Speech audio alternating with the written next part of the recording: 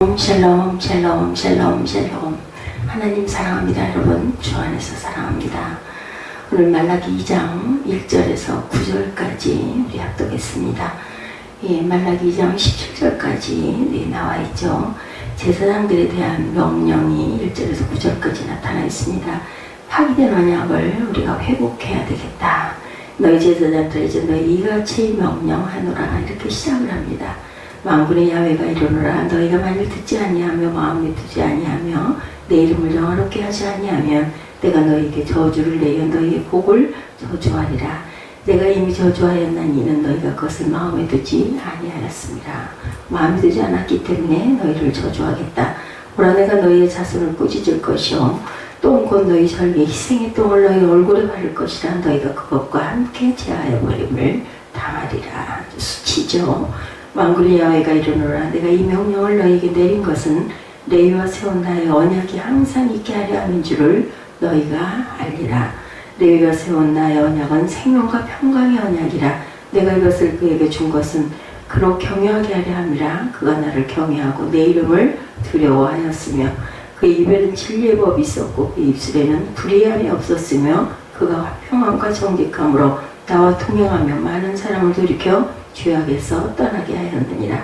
제사장의 입술은 지식을 지켜야 하겠고 사람들은 그 입에서 율법을 구하게 되어야 할 것이니 제사장은 만군의 여호와의 사자가 되미거늘. 너희는 옳은 길에서 떠나 많은 사람을 율법에 거스르게 하는도다. 나 만군의 야훼가 이르노니 너희가 레위사 언약을 깨뜨렸느니라. 너희가 내 길을 지키지 아니하고 율법을 행할 때 사람에게 치우치게 하였으므로 나도 너희로 하여금 모든 백성들 앞에서 멸시와 천대를 당하게 하였느니라 하시니라. 이렇습니다. 70년 만에 바벨론 포로에서 돌아온 이스라엘 백성들, 그들은 예루살렘으로 돌아오자 즉시로 성전을 건축하기 시작을 하죠. 무너진 예루살렘 성벽도 재건하기 시작을 합니다. 그런데 쉬운 일은 아니었습니다. 그리고 또한 사마리아인들의 방해를 받죠. 그런가 하면 시간이 지나면서 자신들이 먹고 살아야 할 시급한 그러한 문제에 부딪히게 됩니다. 그래서 16년간 성전 건축이 중단이 되죠. 학개와 스가랴가 고구려로 돌아와서 성전 건축을 계속 독려하면서 그들을 다시 마음을 모아 힘을 다해 성전 건축을 다시 완성하게 합니다. 그렇기 때문에 중단했던 성전을 다시 건축하면서 그들의 마음에는 분명한 희망을 가지고 있었겠죠. 학개 선지자를 비롯한 당시의 선지자들이 전한 하나님의 말씀에 기준으로 해서 이 성전이 완공되는 날 우리 민족은 세계 모든 민족들 가운데 으뜸이 될 것입니다. 그리고 여러분의 농사와 사업은 풍작을 이룰 것입니다. 이렇게 학개가 외쳤습니다. 그렇지만 성전이 완공되고 시간이 지나가도 선지자들이 전해주었던 그 희망찬 날들은 오지를 않습니다. 오히려 삶은 더 궁핍해져만 가죠. 에돔을 비롯한 하나님을 믿지 않은 주변 이방인들의 세력은 점점 더 강해져만 갑니다. 자신을 보고 이웃 이방 민족을 바라보면서 그들의 마음 깊은 곳에서는 하나님을 믿어도 별 볼 일이 없다는 종교적 맹세와 회의가 자리를 잡습니다. 그와 같은 마음은 하나님을 향한 사람에게도 의심을 품기 시작을 하게 됩니다. 하나님은 우리를 사랑하지 않아. 그러니까 우리가 이렇게 힘이 들지. 성전을 재건하면은 되게 잘 살게 해준다 하더니 쉬운 얘기를 요즘 말로 다 뻥이야. 이렇게 마음을 먹게 되죠. 이스라엘 백성들이 원했던 것은 하나님과 인격적인 관계가 아니라 그분이 우리를 좀 잘 살게, 편안하게 살게, 풍요롭게 살게 해주시는 물질에 집중을 하고 있었죠. 그래서 포로에서 돌아오자마자 어려운 환경 속에서도 성전 건축을 합니다. 이것만 건축하면 하나님이 나를 부자로 잘 먹고 잘 살게 해줄 거야, 이런 기대였겠죠. 그러나 그 열심은 보상심의가 깔려있는 기복주의 신앙일 수밖에 없었다. 내가 어떻게 열심히 하나님의 일을 하면 하나님께서도 나에게 뭔가를 축복해 주시겠지. 내가 이렇게 일을 하면. 그런데 하나님을 믿고 헌신하고 섬겨도 기대했던 부귀영화는 돌아오지를 않습니다.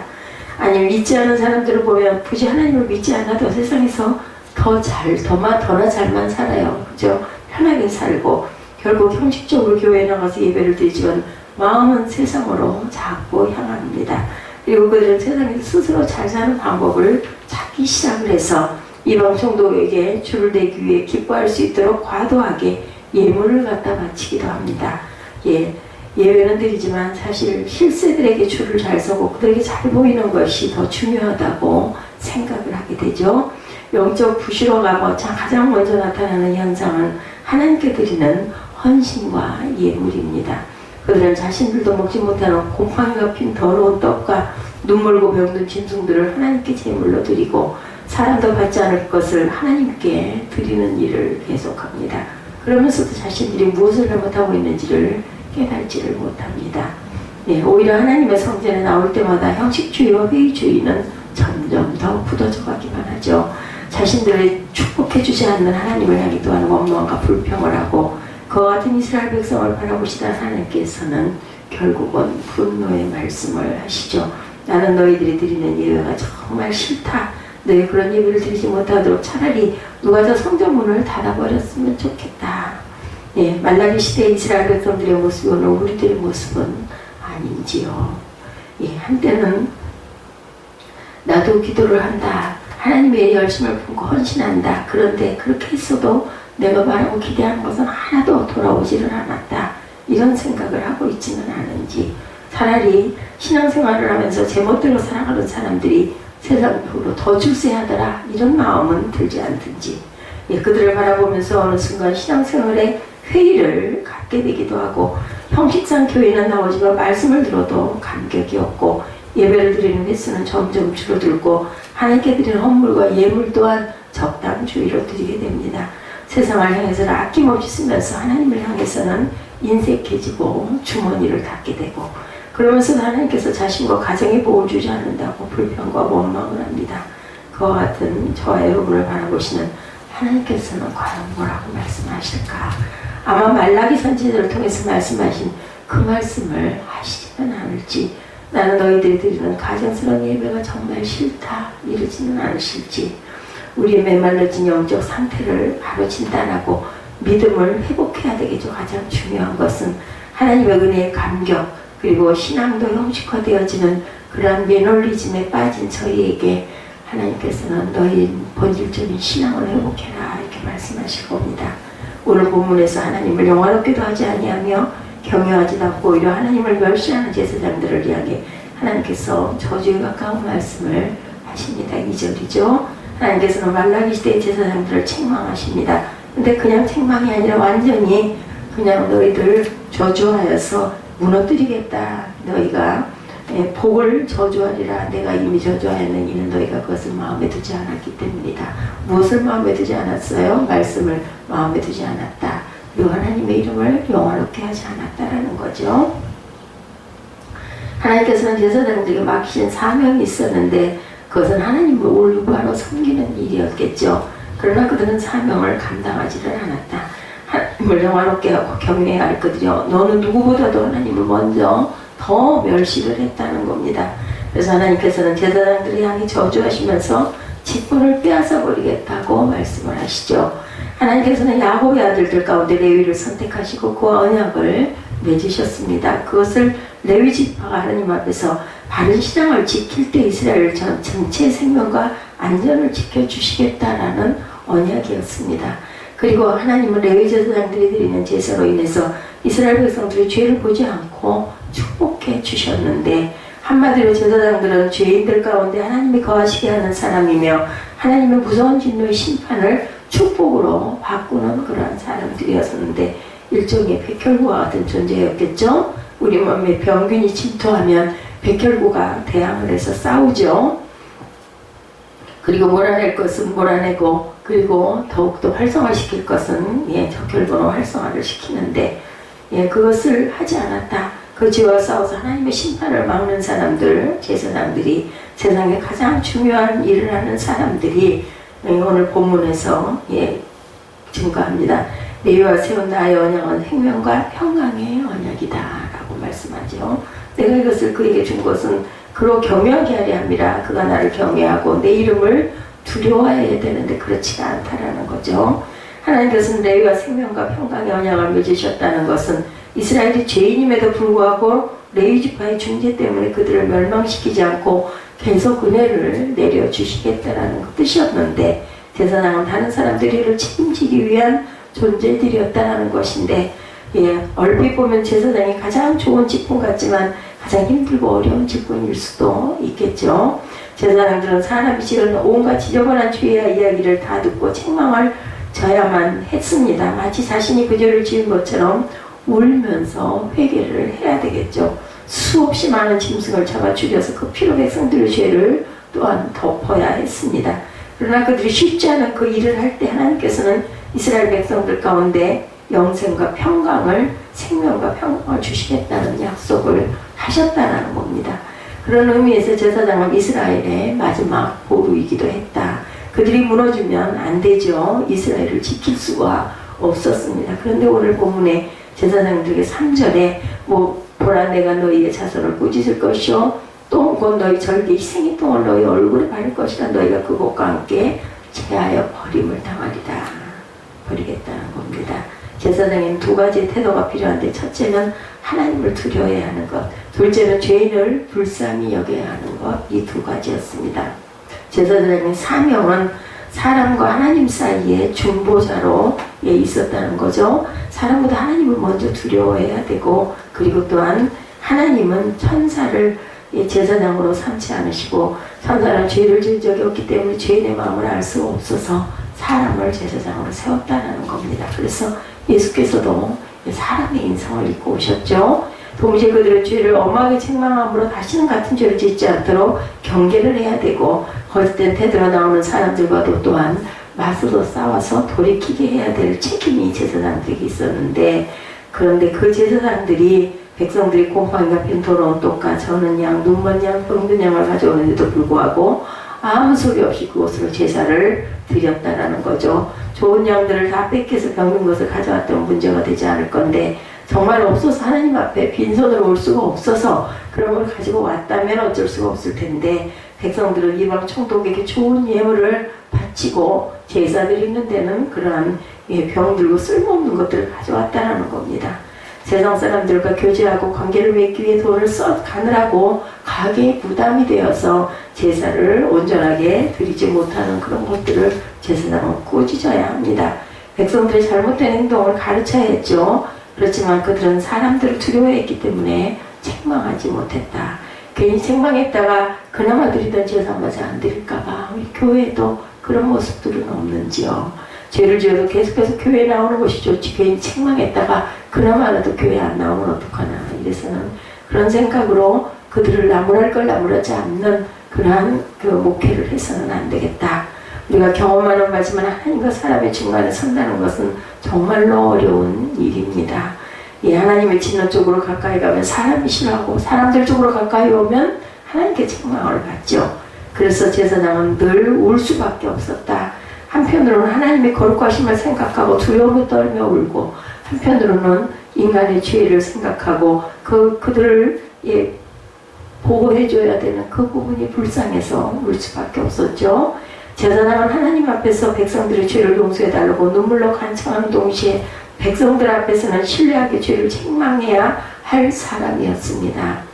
그런데 제사장들은 완전히 사람 쪽으로 돌아섰죠. 오늘 본문에서 하나님의 거룩하심을 무시한 제 백성들의 요구대로 형식적인 제사를 드리고 그렇게 만족을 했습니다. 내가 사람들에게 좋게 하랴, 하나님께 좋게 하랴, 그들은 사람들에게 좋게 하려는 데만 관심을 가졌다는 거죠. 그러면서 백성이 요구하는 것은 이사야 30장에 이스라엘 백성들은 선지자들에게 옳고 바른 소리는 그만하고 자신들의 마음에 맞는 말을 하라고 요구를 합니다. 자신들에게는 속임수라도 좋으니 부드러운 말을 하라고 그러죠. 아첨하는 말이라도 좋으니 자신들의 기분을 상하지 않게 예언을 해달라고 이렇게 얘기를 합니다. 그리고 오늘 말라기에서 백성들은 제사장들이 우리가 가져온 재물이 더러운 것이든 병든 것이든 구별하지 말고 그대로 받기만 하라고 또한 요구를 합니다. 이것이 오늘 현대의 교회와 성도들의 모습은 아닐지, 현대의 성도들의 발견하는 가장 무서운 죄 가운데 하나는 자기 귀에 듣기 좋은 소리만 들으려고 하는 것. 솔직히 오늘의 시대에 예수께서 우리 곁에 오셔서 목회를 하시면 몇 명의 교훈을 데리고 하실까 생각을 해봅니다.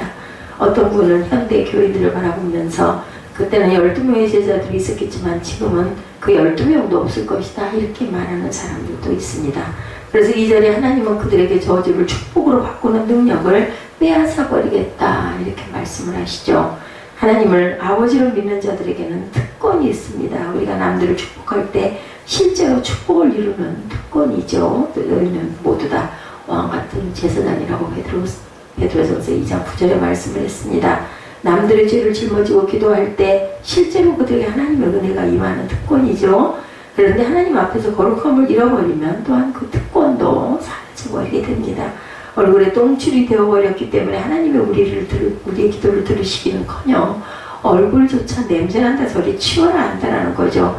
하나님의 은혜가 임하시게 하려면 사람을 두려워하지 말고 정직하게 하나님 앞에 나아가도록 가르쳐야 합니다.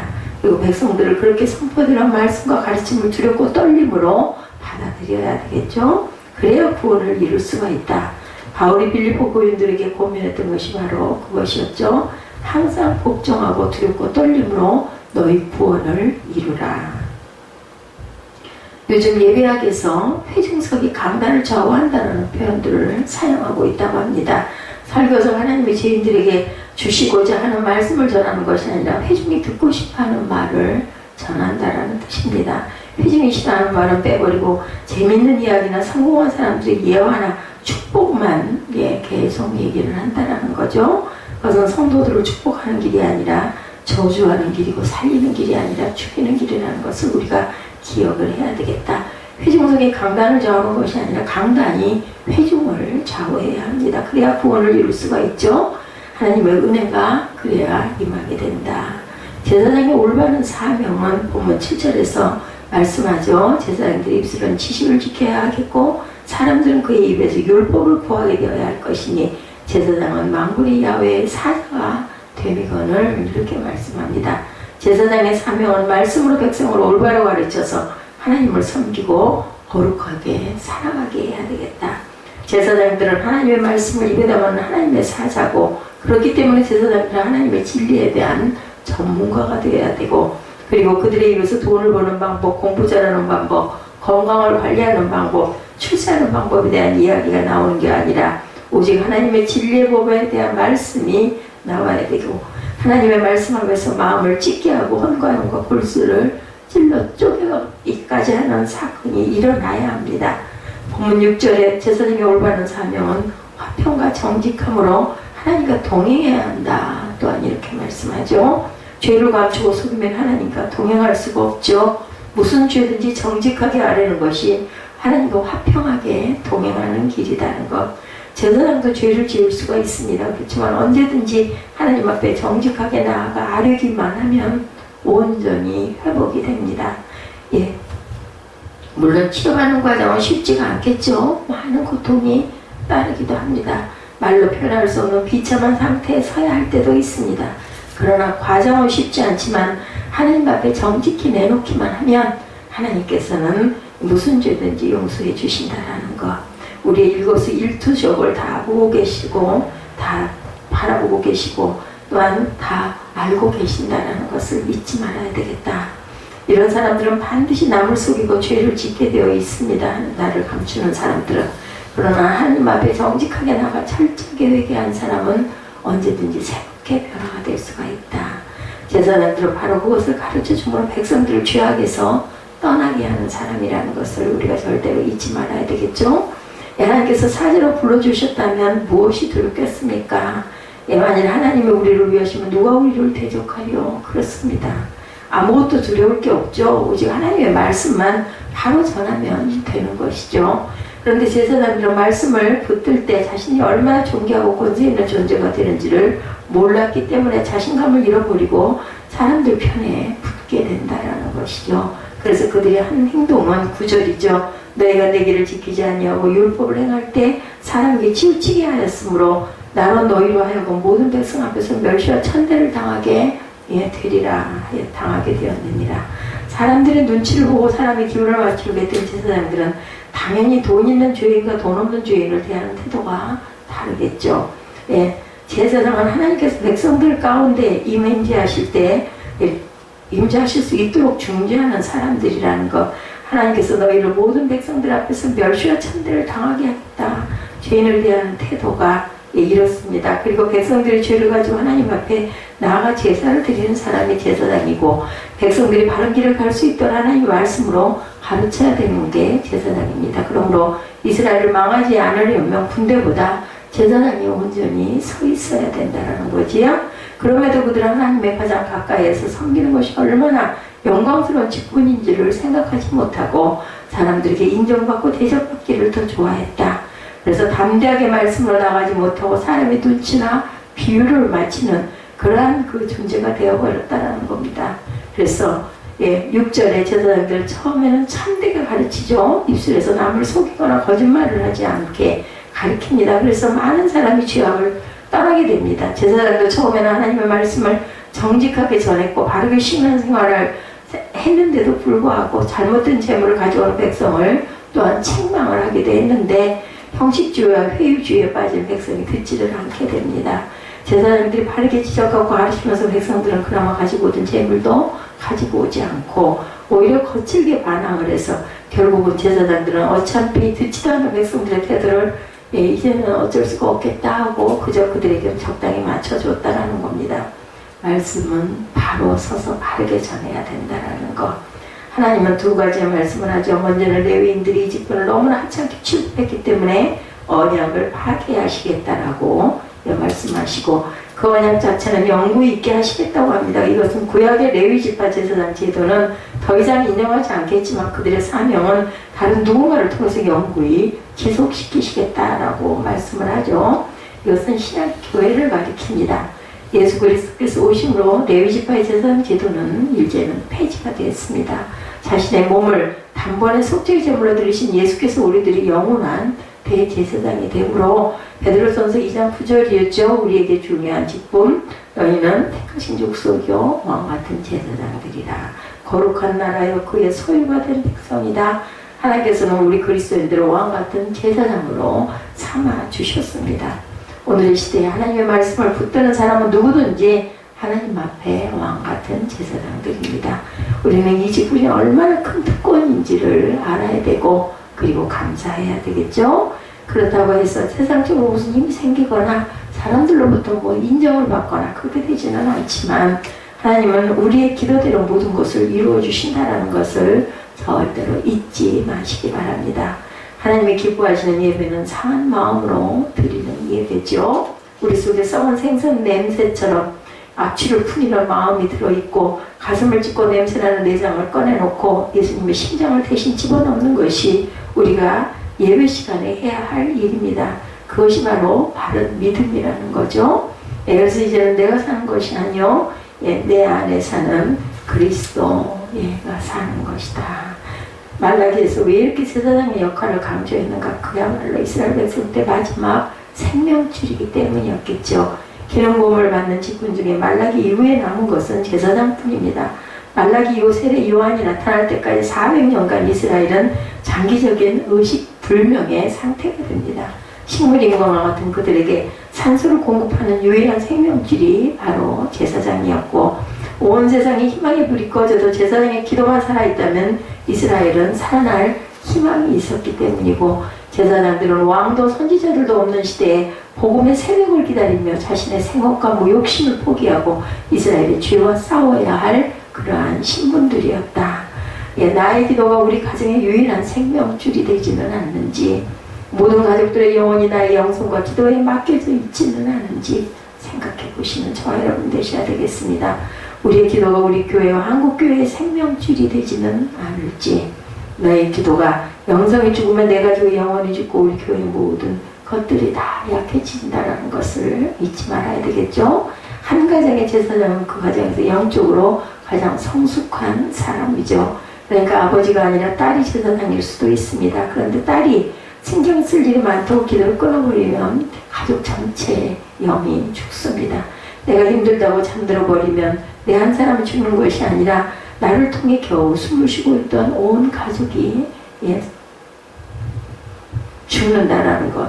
제사장은 험한 바다를 비추는 등대지기와 같았고, 등대지기는 이런저런 일을 할 필요가 없고 오직 등대를 켜서 바다를 비추는 일을 해야 된다는 겁니다.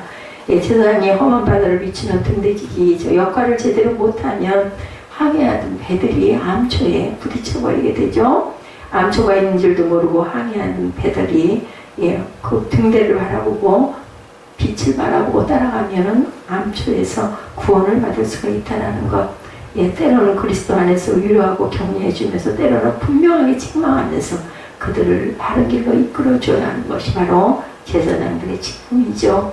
이 땅에 교회가 존재하는 이유, 그리고 그리스도인들이 되는 우리가 존재하는 이유는 과연 무엇일까? 그것은 우리도 자주 넘어지지만 그럼에도 불구하고 다른 사람들을 잡아 일으켜 세우는 그러한 존재들이기 때문이다. 우리도 완전하지 못하지만 그럼에도 불구하고 하나님 앞에 버팀목이 되어서 세상의 죄를 참으시며 은혜로 거하시기 위해서 왕 같은 제사장들이 저와 여러분들이 계시다는 것을 잊지 않고 항상 기도하기에 힘쓰고 하나님께 우리의 시선을 맞추고 우리의 마음을 하나님께 드리고 하나님께 향하는 저와 여러분들로 가족을 살리고 교회를 살리고 또한 사회를 살리고 국가를 살리고 그리고 땅 끝까지 선교에 박차를 가하는 저와 여러분들 되시기를 주님의 이름으로 축복합니다. 기도하시겠습니다.